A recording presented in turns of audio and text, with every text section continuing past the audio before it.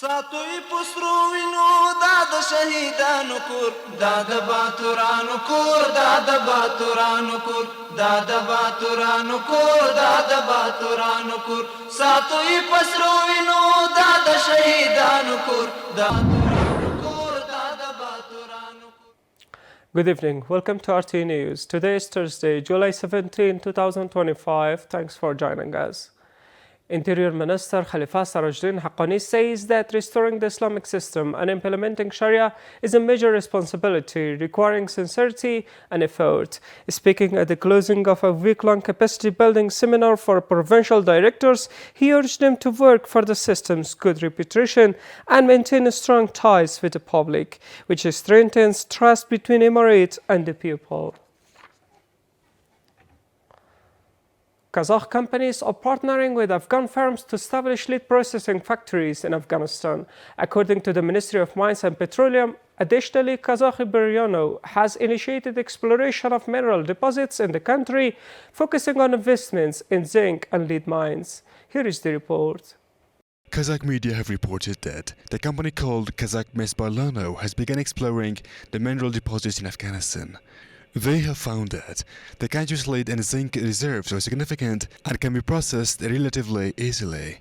The company has expressed interest in investing in Afghanistan's zinc and lead mines. Officials from the Ministry of Mines and Petroleum have stated that Kazakh companies have already established lead processing plants in Afghanistan and are ready to cooperate further in this area.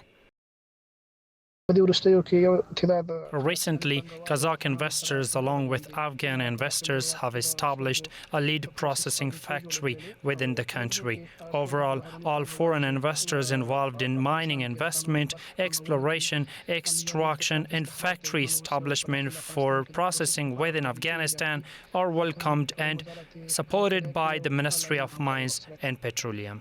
Furthermore, economic analysts believe that with the rise of the Islamic Emirate, ties with the Central Asian countries have strengthened, and Kazakhstan's investment in Afghanistan's mines, especially zinc and lead, will encourage other regional countries to invest in Afghan mines.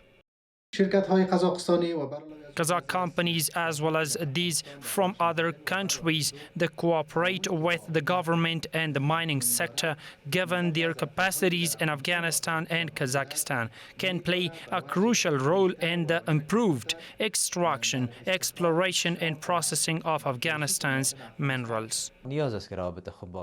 It's necessary to maintain good relations with Central Asian countries, including Kazakhstan, as this can benefit our economy and connect it to the markets of Central Asia.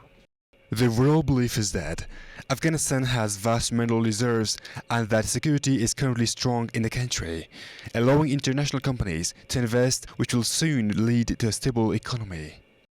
Mufti Nur Mohammad Mutawakkil, Afghanistan's Consul General in Mashhad, met with Ahmad Masumifar, head of Iran Foreign Ministry Office for Northern and Eastern regions. Both sides discussed solutions to the challenge faced by returning Afghan migrants, expanding bilateral economic and trade cooperation, and the planned visit of Herat's governor to Iran. Head of the Afghan Red Crescent Society, Sheikh Shahabuddin Dilawar, met with Ahmad Suleiman, Deputy of the International Federation of the Red Cross and Red Crescent Societies for Afghanistan, to discuss humanitarian aid and bilateral cooperation. The Afghan Red Crescent stated that Mr. Dilawar called for greater cooperation and the mobilization of support from other relief organizations to provide urgent assistance to returnees, needy families, and those affected by crisis. The National Disaster Management Authority has announced the signing of a $130,000 agreement with an organization. Under this agreement, the organization will distribute cash and food assistance to more than 500 families affected by natural disasters in several districts of Takhar and Badakhshan provinces. The Islamic Emirate of Afghanistan strongly condemns the Israeli regime attacks on Syrian territory, particularly in Damascus and other areas.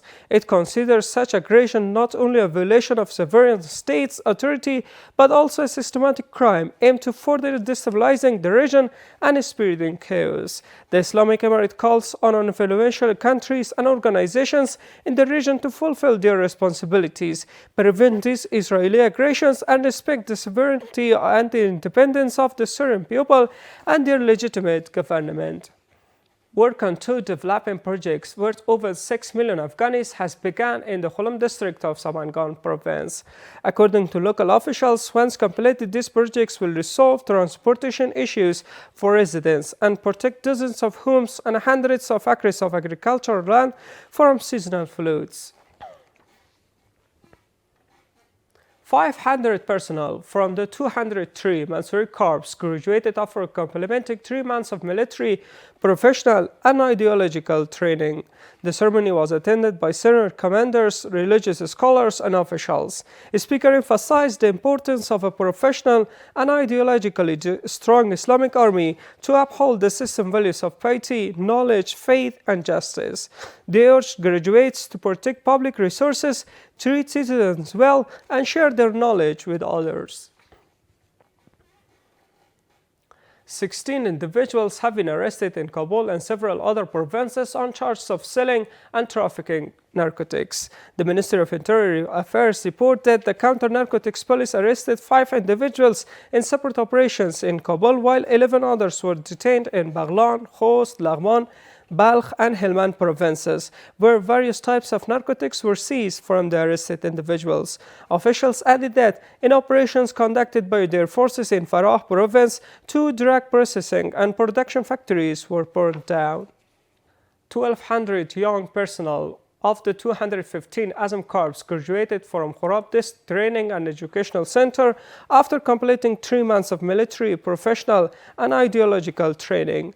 A formal ceremony was held to mark the graduation, attended by a delegation from the Ministry of National Defense led by Maulavi Taj Muhammad Rahbar, Chief of Staff of the 215 Azam Corps, Mullah Nasibullah Zubair, religious scholars, tribal elders, and a number of officials. Speaking at the event, the commander of the Khorab Training and Educational Center, Maulavi Ihsanullah Waida, called on all graduates to obey their leaders, fulfill their responsibilities, respect the sacrifices of martyrs, treat citizens with kindness, and make practical use of the knowledge and skills they have acquired.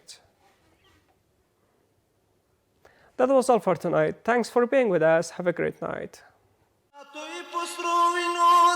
شهیدانو کور دا د باتورانو کور دا د باتورانو کور دا د باتورانو کور دا د باتورانو کور ساتوي پسرو وینو دا د شهیدانو کور دا